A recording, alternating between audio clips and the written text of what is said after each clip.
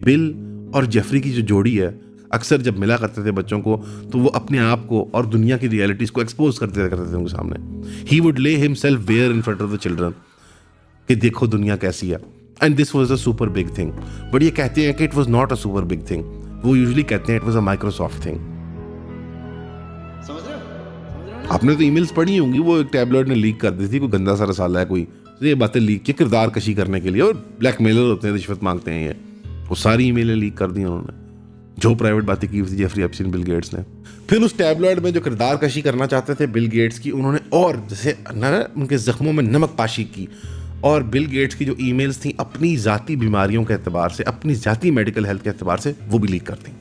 उसने ये बात भी लीक कर दी कि बिल गेट्स भी एक दफ़ा बीमार पड़ गए, क्योंकि जब अपने आप को एक दफ़ा वो एक्सपोज कर रहे थे और दुनिया के मसाइल को एक रशियन लड़की के सामने, तो उस लड़की से उनको एक मर्ज हो गया, एक स्पिरिचुअली ट्रांसमिटेड डिजीज़।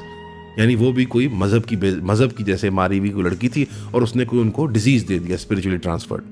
STD कहते हैं इनको, स्पिरिचुअली ट्रांसफर्ड डिजीज़। ये सुनिएगा इनके बारे में।